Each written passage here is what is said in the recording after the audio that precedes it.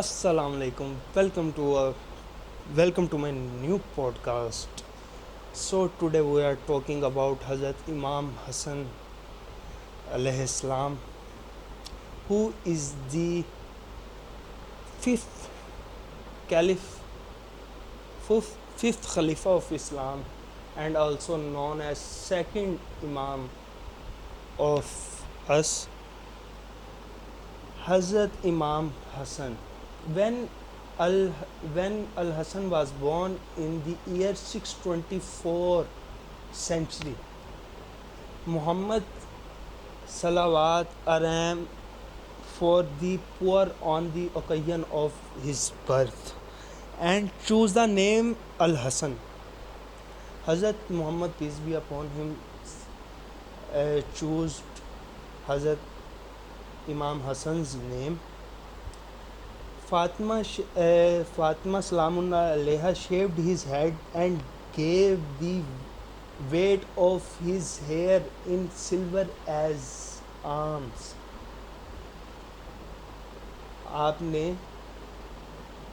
आपने حضرت امام، آپ کو اردو میں بھی ساتھ ساتھ تھوڑا سا میں گائیڈ کروں گا کہ حضرت امام حسن کے جتنے بال، جب سر کے بال اتارے گئے، اس کے برابر کی چاندی، جتنے بالوں کے ویٹ کے برابر کی چاندی غریبوں میں، مسکینوں میں تقسیم کی جناب بی بی پاک نے. I am so sorry for this. So let's go. According to Shia beliefs, there was the only house that Archangel Gabriel allowed to have a door, the courtyard of Al-Masjid al-Nabawi. Both Shia and Sunni Muslim considered Al-Hasan to belong to the Ahl al-Bayt of Muhammad as one of the Ahl al-Kisa. اہل بیت اور اہل الکیسا، اہل کیسا کے بارے کی، اہل کیسا کی حدیث بھی موجود ہے، کیسا کے حدیث کیسا کے نام سے موجود ہے، جو کہ ایونٹ، یعنی آپ کو یاد ہوگا ایک ایونٹ تھا، ایونٹ آف مباہلے کے ٹائم پہ ہوا تھا. There are many narration showing the respect of Muhammad toward his grandson, including the statement that his two grandsons would be Sayyida Sabab, leaders of the youth. Sayyida Sabab یعنی اس کا مطلب ہے leaders of youth, نوجوانوں کے سردار. یعنی ان کو آپ یعنی نبی پاک صلی اللہ علیہ وسلم نے ان کو سیدہ سباب کے نام سے بھی پکارا گیا. And they were imams also, میں نے جیسے as you know whether they stand up or sit down. He also reportedly predicted that Hasan would make peace between two factions of Muslims.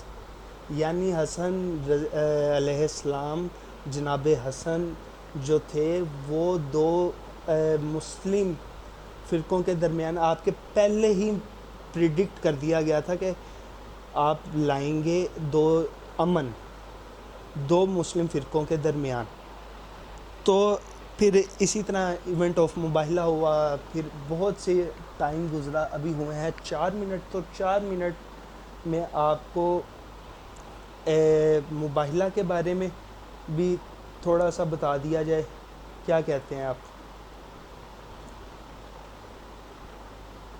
چلیں، میں آپ کو حضرت حسن کے بارے میں ہے تو میں آپ سے مباہلہ کے کسی اور دن بات کروں، یعنی نیکسٹ ڈے، کل کے لیے مباہلہ کے بارے میں رکھ لیتے ہیں. Al-Hasan was one of the guards defending Uthman ibn Affan during his assassination during the reign of علی.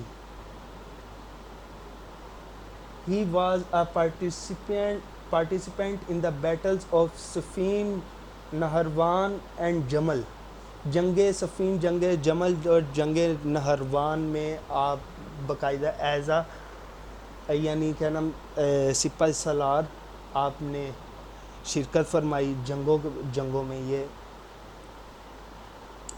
حضرت علی نے جو جسٹیفیکیشنز حضرت امام کی سکسیس پہ دیا ہے وہ میں آپ کو تھوڑا سا آپ سے شیئر کرتا جاؤں گا. According to Donaldson there was not a significant difference between the idea of imamate or divine right exemplified by each imam designating his successor and other ideas of succession. At first, Ali had apparently failed to nominate a successor before he died. However, on several occasions, he reportedly expressed his idea that only the Prophet's death were entitled to rule the community. And Hassan, یار یہ بہت بڑی بات ہے. حضرت علی رضی اللہ تعالیٰ عنہ نے پہلے ہی بتا دیا تھا کہ جو نبی صلی اللہ علیہ وآلہ وسلم کی بیعت اور نبی صلی اللہ علیہ وآلہ وسلم کے قرب میں رہا ہوگا وہی خلیفہ مقرر کیا جائے گا میرے بعد. تو اب آگے آپ سمجھدار ہیں. تو کمیونٹی اور حضرت امام حسن exactly right option for this must have been the obvious choice, as he would eventually be chosen by people to be the next خلیفہ. لوگوں نے بھی چن لیا حضرت امام حسن رضی اللہ تعالیٰ عنہ. تو اب باقی کیا بچا ہے.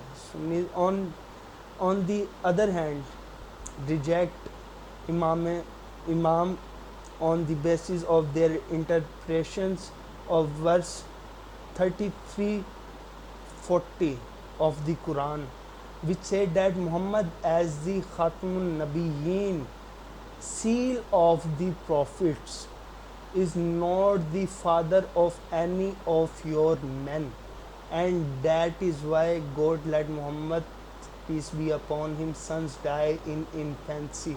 This is why Muhammad, peace be upon him, did not nominate a successor, as he wanted to leave this succession to be resolved by the Muslim community on the basis of the Quranic principle of consultation.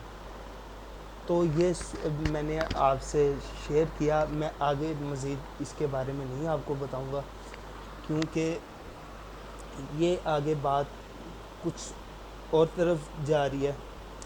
تو میں نے حضرت جناب امام حسن کے بارے میں آپ سے میں نے جو ذکر کیا وہ آپ کو امید ہے پسند آیا ہوگا اور آپ کو آنا بھی چاہیے, کیونکہ یہ ذکر اہل بیت ہے اور یہ ہر جگہ پہ ہونا چاہیے, ہر ٹائم پہ ہونا چاہیے. ہر گھر میں ہر شخص کو اپنے گھر میں اپنی اولاد کو اس کا علم لازمی دینا چاہیے تاکہ اس کے گھر کے افراد, اس کے گھر میں کے جو بچے ہیں وہ جانیں, اور باقاعدہ ان کو بتانا چاہیے کہ یہ کون تھے, یہ ان کی ولادت منانی, ان کے جب پیدا ہوئے, جب آپ نے پردہ فرمایا, تو ہر چیز کو اپنے بچوں کو سکھائیں, بچوں کو بتائیں, اور یہ ڈیٹس اور یہ موقع لازمی یاد ہونے چاہیے. میں نے کل ہی ذکر کرنا تھا بٹ وہ ویڈیو کا ایشو آپ کو پتہ ہی ہے کہ وائس کا ایشو ہو گیا تھا, مائک کا ایشو ہو گیا تھا. چلیں اب اسی کے ساتھ اپنا پوڈ کاسٹ کو کلوز کرتے ہیں. امید ہے آپ بڑھیا ہوں گے. Stay safe, stay healthy. انشاءاللہ آپ سے پھر ملاقات ہوگی ایک ایسی ہی مزیدار پوڈ کاسٹ میں. آپ اپنے اور اپنے گرد و نواح میں سب کا خیال رکھیے گا. آپ کا دوست, آپ کا ہوسٹ تاجی آپ سے اجازت چاہے گا. Stay safe, stay healthy. فی امان اللہ.